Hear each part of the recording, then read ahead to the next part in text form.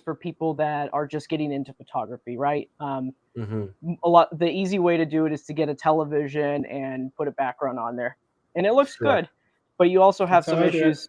Yeah, and so it looks good, and it there's some limitations to it as well. You know, you have to have a certain focus. I'm just speaking from my personal experience. When you're dealing with the television, if you want a wider focus, then you're going to see those TV lines. You have to have that bokeh effect in order Yep. to get rid of that. Or have you know? an object in that vicinity there to block that out. Right. Yeah, because I do that a lot. Yeah, and then the other Yeah. part about that too, depending on how you're lighting your scene, you can get too much light reflection from the television on your subject.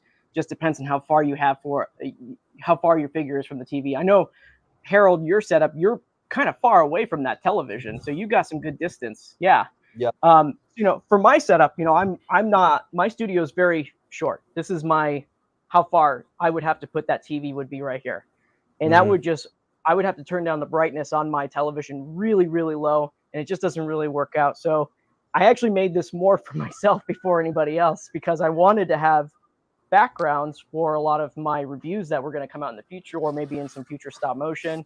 And it's just kind of how they do it in the Toho movies as well, as they use real backgrounds when they do this stuff. Yeah. So this is more, this is more of a physical form of photography. You know, it's a photo backdrop is what it is. Yeah.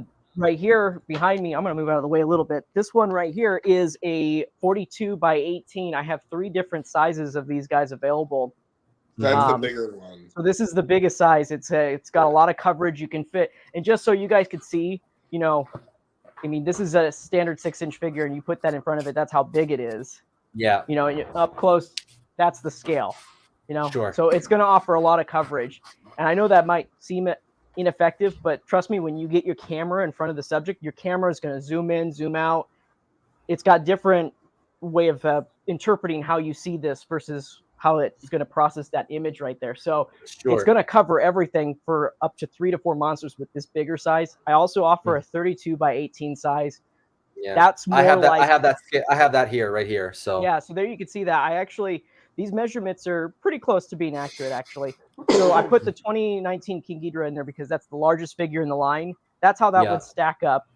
And then you have Godzilla 1962, which is the standard 6-inch size. So the 32 by 18 is more of your traditional widescreen. It's a 16:9 aspect ratio, whereas the 42 by 18 is more of that cinescope style, but it is wider. And then we have a size that's a little bit smaller than that for people that have maybe smaller workspaces. Yeah. And that's the 22 by 18. So this one, you know, you can see it's not quite big enough to cover the King Ghidorah figure right there. But with perspective, moving around your subject and stuff, you can still use that for photography. I think with the smaller size, you might get away with this one just using one smaller figure, though, maybe 2. And you can also use these beyond just figure photography. You can use these as backgrounds for your display cabinets. The sizes are just a standard size, but say you have a cabinet space and you want one of these backgrounds, all you have to do is hit me up. I actually have my email address on the website where you purchase these from. If you need a custom size, just hit me up on my email that I have published over there, and you can send me your measurements, and then I can make a custom version of whatever the backgrounds that I'm offering right here to fit that size. So, but yeah, you could put this in the background of your display cabinets. You can use it for photography. And I know a lot of people, I'm going to move the lights actually so we can get more on this guy right here. But so the other thing about these displays too is that they are also backlit. So what that means, they're backlit capable. So what that means is you can take lights and you can put them behind it to light it up. So right now the lights are in front. Looks really lit up and everything. So what I'm going to do is I'm going to turn down these guys. I'm going to just I'm basically going to turn them off except for one. Okay. And I'm going to come back here and I've got some lights set up in the back. And we're going to just light this up from behind. So it's a similar effect as to having a television. Sure. So you turn on your lights in the back. Now it's lit up, and now you have a natural silhouette effect. Oh, You guys are going for that. But also, you can additionally, you can do some nice fancy lighting with your subject now. So if you guys have little small little Ulanzi lights, like these guys right here, the colored lights, the RGBs. Mm-hmm. You can use those now to light up your subject, and it won't affect the backdrop. Mine are dead. I need to recharge them. But yeah, so you can light those guys up right there. Actually, I have a light right over here. But it won't affect the backdrop right there, and it looks really good. It has that natural glow. There is a glow cast that comes from that. So you can just stick a light over here and light your subject. You know, and I'm going to zoom in on this so you guys can get a better idea of how this looks in action, because we're just getting a kind of a taste of this. So we're going to zoom in on this, and I'm going to show you guys just kind of how this background setup works. Cool.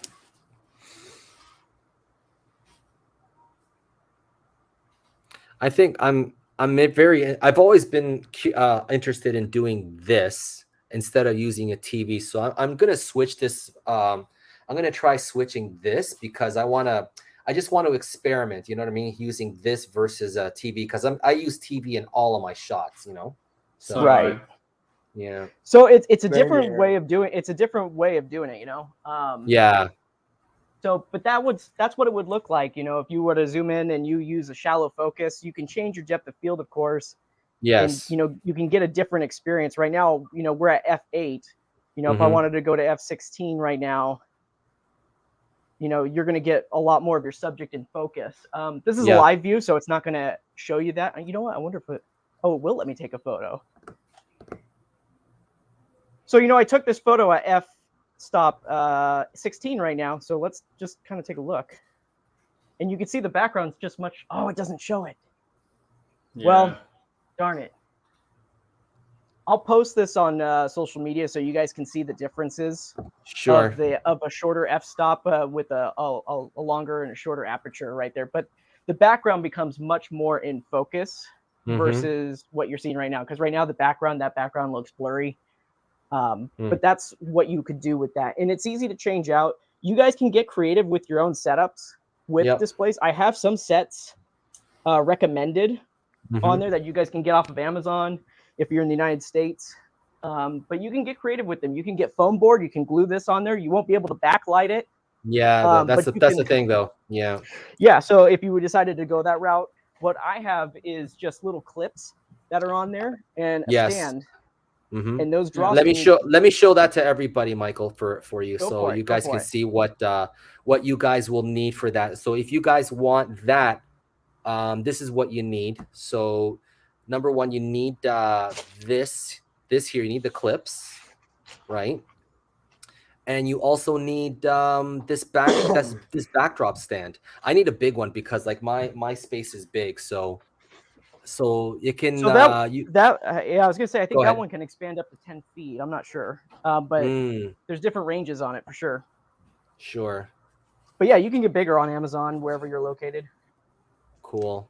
Yeah, I'll definitely. I just need to order this. I just need to order that backdrop stand because I have 2 of your backdrops. I'm just waiting to get the stand so I can take pictures of them. Cool. So then I also offer road prints as well. I see so much people taking photos, and it's hard to come by a road print. Here's a road print for everybody to take a look at. This one you wouldn't hang up. Let me fix that. So I know, I need to pick one of those up. So this guy you're not going to hang up. You just put this right here on the table like so. Yeah. And mine's curled up because I had it in a tube. Sure. But, you know, you can get that in there and you just stick your figure on top. And then I've got space where you can put buildings over in those spots. Cool. Yeah. Very cool. I'm just going to throw some up there really quick. So, you know, and these are by Tommy Tech. You can, there's so many different people out there that make buildings now. You know, you have iPop Designs, you've got Outland Models, they've got, who else that does stuff? Tommy Tech. That's Tommy Tech. More... 1 to 150 scale. Yeah.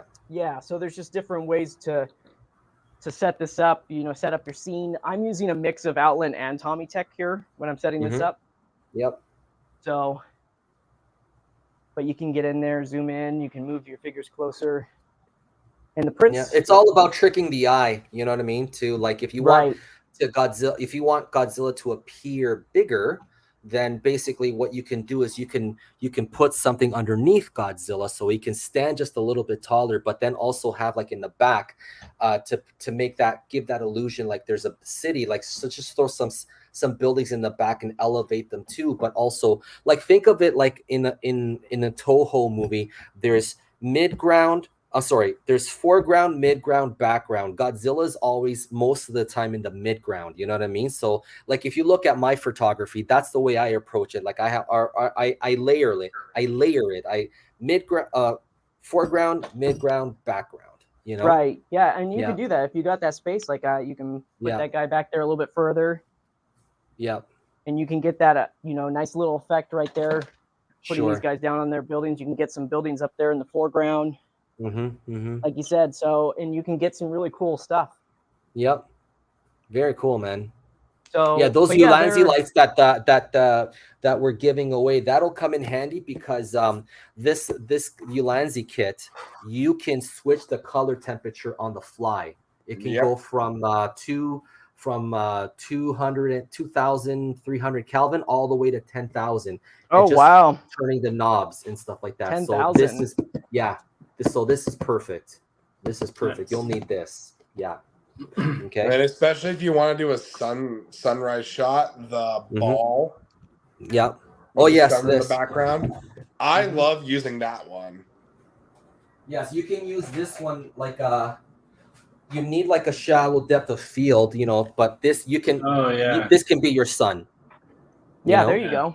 Yeah, this can be your sun. It works really well for it too. And you got this one too, and you also got the barn doors one. The barn doors one's fun. Yeah.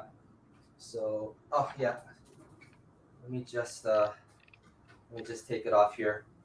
So here are the barn doors for it and stuff. So pretty cool, man. And that's directional light, Yes. So I'm happy that I picked this up. I'm happy that Ulanzi reached out to me because I've been using their stuff forever and tagging them, and they're like, "Hey, do you want to represent us?" I was like, "Yeah, sure." Yeah. Yeah. There you go. So I stuck up a colored light right there just so you can get that natural cast of a light if you have a colored light on there. Yeah. You can also use white form board too, like to bounce some of that light back too, just to give it some shadows right behind Godzilla as well. Yeah, perfect. Yeah. That's beautiful. And so, you can get that in there. It's you can get some really cool shots with this stuff, and I have a myriad. Volume 1 of this stuff that went up. We got Planet X up on here. There's let me show everybody. Let me show everybody some examples, Michael. Oh yeah. So if you haven't seen them online, there's Antarctica that we've got nighttime scene. Yeah, this is a beautiful shot. This is beautiful. Beautiful lighting. So just a tad of white light, so it's not oversaturated. This is great. Right. Yeah, and it's mostly blue. It's mostly blue light. There's I have 2 white lights that are doing the backlighting, and then everything is a soft blue light in the front, and then the back of the backdrop is lit with the 2 white lights in the background. Right.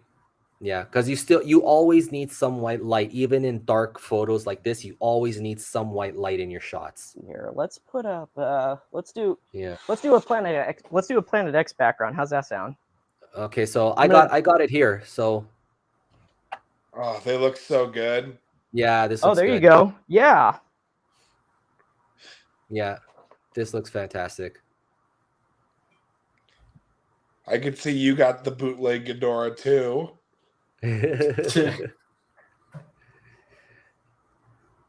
Yeah, this is good. So I'm going to show just other ones too. So the anime ones are fun too. I want to get. Yeah, the animes are cool. Look at this one. I like this one very much. Yeah. So this person here is asking, hope for a Skull Island, Vietnam mountains waves, Michael. So hopefully you can work on that. So this is the Godzilla versus Kong. I really like this one. You got that one, yeah? That's great. Yeah, I got the Mount Fuji background one. That one I'm gonna have a lot of fun with. Yeah, cool. A lot of Showa stuff I'm gonna be doing with that one. Sure, for sure.